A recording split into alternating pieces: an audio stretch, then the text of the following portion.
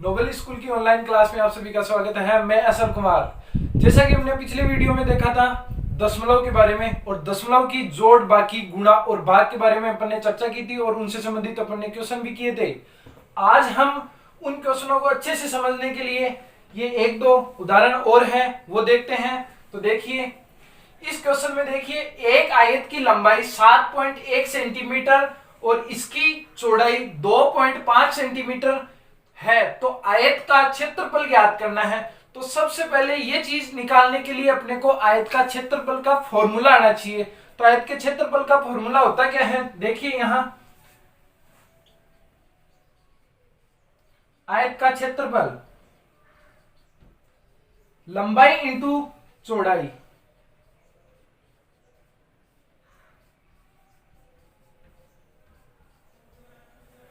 तो देखिए यहां लंबाई क्या दी गई है, 7.1 सेंटीमीटर। तो मैं लंबाई की जगह यहां 7.1 सेंटीमीटर और गुणा के रूप में चौड़ाई क्या दी हुई है, 2.5। तो यहां 2.5। अब इनका अपने को क्या करना है, गुणा करना है और इसका जो क्षेत्रफल है वो अपने पास निकल के आ जाएगा। तो देखिए, मैंने पिछले वीडियो में आपको बताया था कि इनका गुणा किस प्रकार से किया जाता है। यदि आप डायरेक्ट कर सकते हो तो डायरेक्ट कीजिए, वैसे नहीं कर पाते हो तो आप साइड में करके चेक कर सकते हो। यहाँ 7.1 2.5, तो अपनी प्रोसेसिंग वही रहेगी। पहले पॉइंट को भूल जाइए और पहले गुणा कीजिए, बाद में देखते हैं क्या करना होता है। 5 को 1 से मल्टीप्लाई किया 5, इसको इससे मल्टीप्लाई किया 35। फिर ये सेकंड नंबर जो संख्या है इससे जब मल्टीप्लाई करेंगे तो मैंने बताया यहां क्रॉस आएगा, इसको इससे मल्टीप्लाई करोगे तो 2 और इसको इससे करोगे तो यहां 14।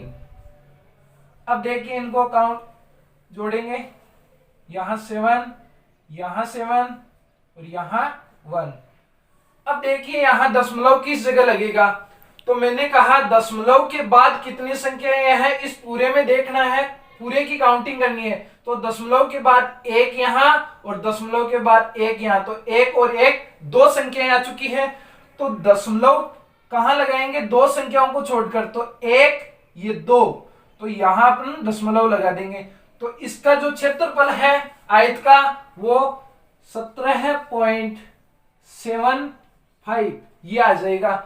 आप एक चीज ध्यान रखना, जब इसको ये पॉइंट के बाद यानी दशमलव के बाद जो संख्याएं आती है उनको एक एक अंक के रूप में बोला जाता है। जैसे यहां 17 बोल दिए मैंने, उसके बाद दशमलव 75 या 75, ना कि आप ऐसे बोल दो 75, वो गलत हो जाएगा। 75 इसी प्रकार से बोला जाता है।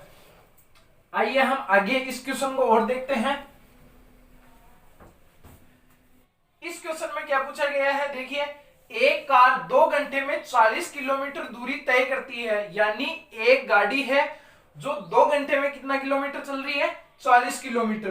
कार द्वारा 1 घंटे में तय की गई दूरी कितनी होगी। जब 2 घंटे में वह 40 किलोमीटर चलती है तो वह 1 घंटे में कितना किलोमीटर चलेगी। वैसे तो यह सरल संख्या है तो आप बता दोगे कि 20। तो देखते हैं यहां किस प्रकार से आया 20। तो देखिए, एक कार द्वारा 2 घंटे में तय दूरी बराबर 40 किलोमीटर। तो 1 घंटे में तय दूरी बराबर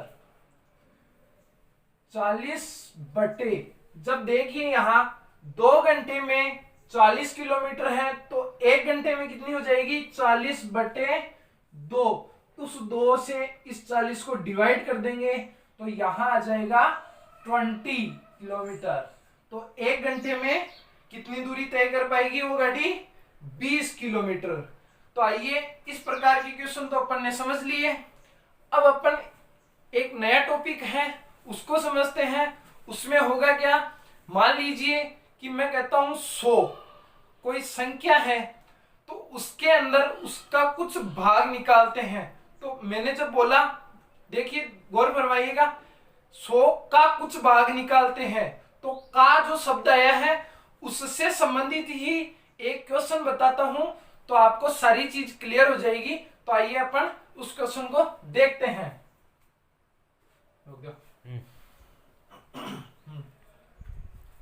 इस क्वेश्चन में देखिए, यहां का जो मैंने शब्द बताया था का, उसका यूज हो रहा है। तो देखिए 40 विद्यार्थियों की एक कक्षा में कुल विद्यार्थियों की संख्या का 1/5 अंग्रेजी पढ़ना पसंद करते हैं।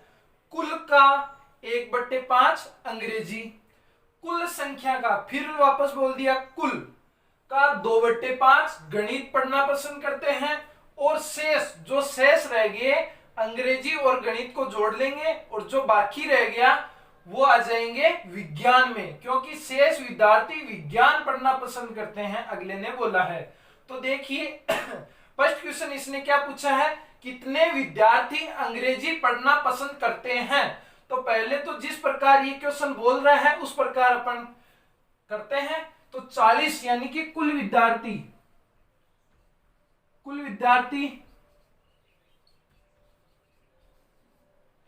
बराबर हो गए 40।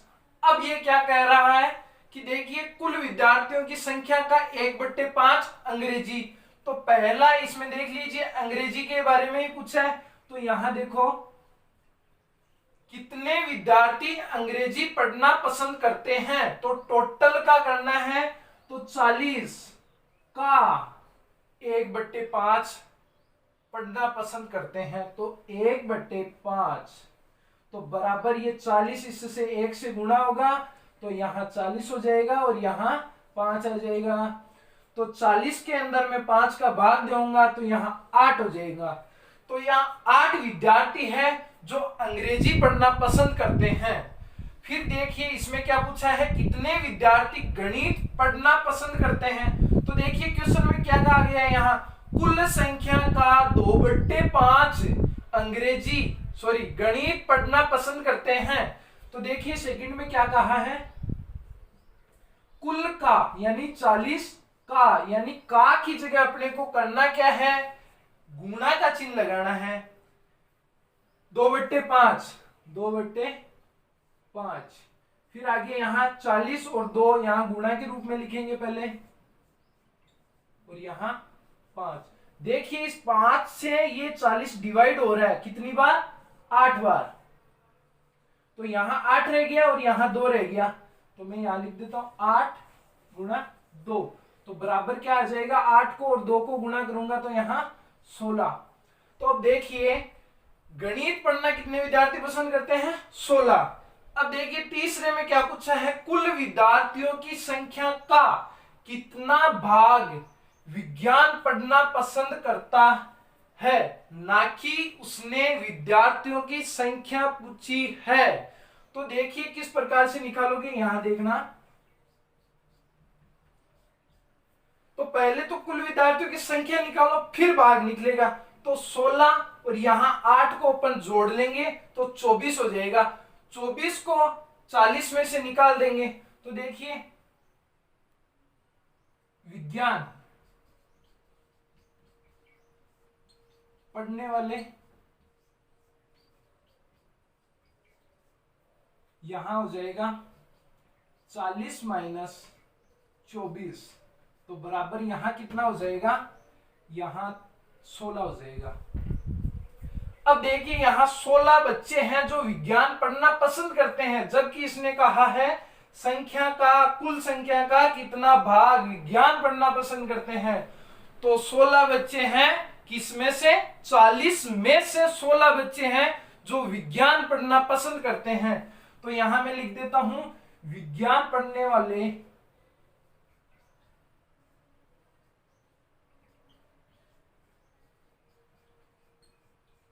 बच्चों या विद्यार्थियों का भाग